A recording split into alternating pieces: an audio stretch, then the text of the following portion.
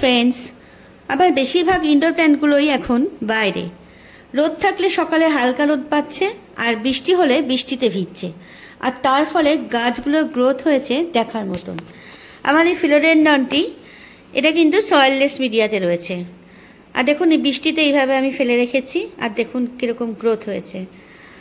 আর aglaonema plant, এটাও কিন্তু আমি বাইরে বৃষ্টিতেই ভেজাচ্ছি। আর দেখুন অ্যাগ্লোনিমা প্ল্যান্টগুলোর কত সুন্দর গ্রোথ হয়েছে।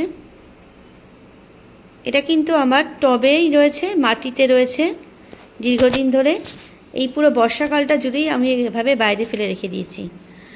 তো কোনোরকমভাবে পাতার কিন্তু কোনোরকম অসুবিধা হয়নি, বা কোনোরকম ফাঙ্গাসও লাগার প্রবলেম নেই। বৃষ্টিতে ভিজছে যখন তখন কোনো অসুবিধাই হয়নি, যেহেতু এটা সয়েললেস মিডিয়াতে রয়েছে। আর অ্যাগ্লোনিমা প্ল্যান্টগুলো মাটির মিডিয়া থেকে সয়েললেস মিডিয়াতেই সবথেকে ভালো গ্রোথ করে।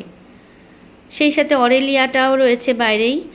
আর এখানে এই যে অ্যাগ্লোনিমা প্ল্যান্টগুলো দেখতে পাচ্ছেন, অ্যাগ্লোনিমিয়া ভ্যালেন্টাইন, আর এই যে অ্যাগ্লোনিমা প্ল্যান্টগুলো প্রত্যেকটাই রয়েছে, এগুলো প্রত্যেকটাই সয়েললেস মিডিয়াতেই রয়েছে।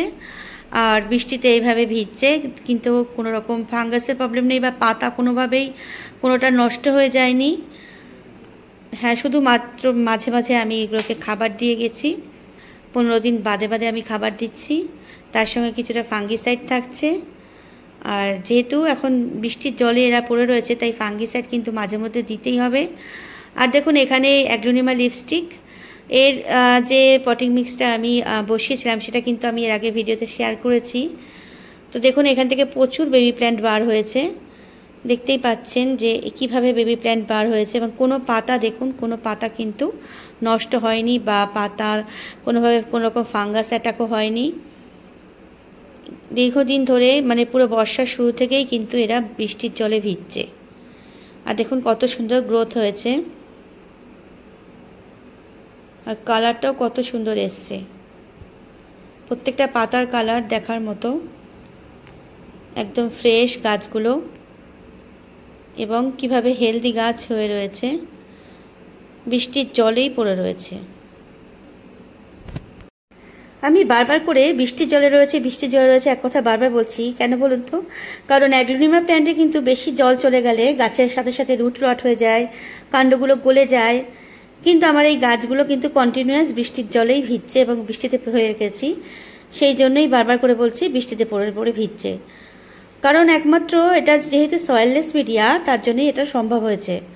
আর তার সাথে খাবারের সাথে অবশ্যই ফাঙ্গিসাইড দিতে হবে, যার ফলে অনেকটাই মানে সেফ থাকবে ফাঙ্গাসের হাত থেকে। আর অ্যাগ্লোনিমা সব থেকে দেখলাম সয়েললেস মিডিয়াতেই ভালোভাবে গ্রোথ করে। আর পাতার কালার দেখুন কত সুন্দর এসছে। আর এই দেখুন আমরা একটা ছোট্ট একটা বেবি প্ল্যান্ট আমি এরকম একটা সেরামিকের পটে বসিয়ে দিয়েছিলাম, শুধুমাত্র সিন্ডারে বসিয়ে রেখেছিলাম, তাতে দেখুন কত সুন্দর গ্রোথ করেছে। আর এই গাছটাকেও আমি বৃষ্টিতে এইভাবে রেখে দিয়েছি। দেখুন গাছটা কত সুন্দর হেলদি হচ্ছে, যতই বড় হচ্ছে ততই হেলদি হচ্ছে, পাতাগুলো বড় বড় হয়ে যাচ্ছে। তো আমি এই অ্যাগ্লোনিমা প্ল্যান্টগুলোকে কি খাবার দিচ্ছি এখন সেটা আপনাদের সঙ্গে শেয়ার করছি। তো আমি সব 15 দিন বাদে বাদে সিউইড লিকুইড, আর তার সাথে NPK 1919 মিক্স করে দিচ্ছি, আর তার সাথে ফাঙ্গিসাইড। তো এই তিনটেকে একসাথে মিক্স করে আমি 15 দিন বাদে বাদে দিয়ে যাচ্ছি।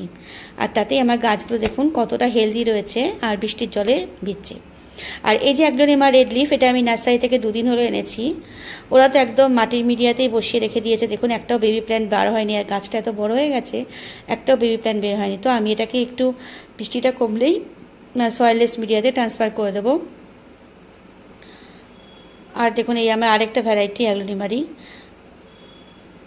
এই কয়েকদিনে প্রচুর গ্রোথ করে নিয়েছে। আর আমার এই যে অ্যাগ্লোনিমার কাটিংসগুলো আমার অনেক বড় হয়ে গেছে, আর সেই সাথে দেখুন কতগুলো করে বেবি প্ল্যান্ট বার হয়েছে। তো এগুলো আমি আর কদিন পরে রিপোর্ট করে দেব। দেখতে পাচ্ছেন প্রায় 6 থেকে 7টা বা কোনোটাতে তারও বেশি বেবি প্ল্যান্ট বার হয়েছে এই কাটিংসগুলো থেকে। পুরো টপটা কি সুন্দর ভরে গিয়েছে,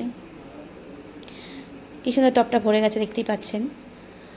তো অ্যাগ্লোনিমা যত্ন খুবই সহজ। অনেকে বলেন গাছের রুট রট হয়, গাছের পাতাগুলো নষ্ট হয়ে যায়, খুব সহজেই মরে যায়। সেই জন্য সয়েললেস মিডিয়াতে আমার মনে হয় বসানোই সবথেকে ভালো। যেরকম ভালো গ্রোথ করবে সেরকম ভালো পাতার কালারগুলোও খুব সুন্দর আসে, আর দেখেই বোঝা যাচ্ছে গাছগুলো কতটা হেলদি।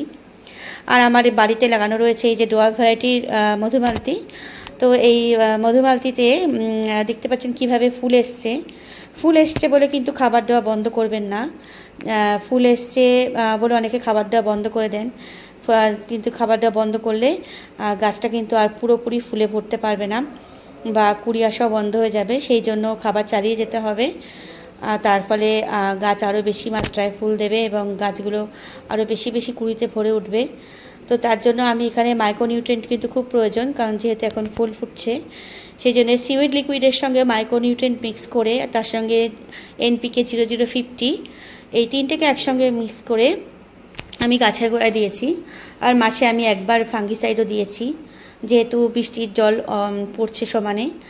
আর দেখুন তাতেই আমার গাছটা কীভাবে মানে ফুলে ফুলে ভরে গেছে আর প্রচুর কুড়ি এসছে, দেখতেই পাচ্ছেন গাছটা। তো বন্ধুরা, আজ এই পর্যন্তই। ভিডিওটি ভালো লাগলে অবশ্যই লাইক, শেয়ার এবং সাবস্ক্রাইব করবেন। ধন্যবাদ।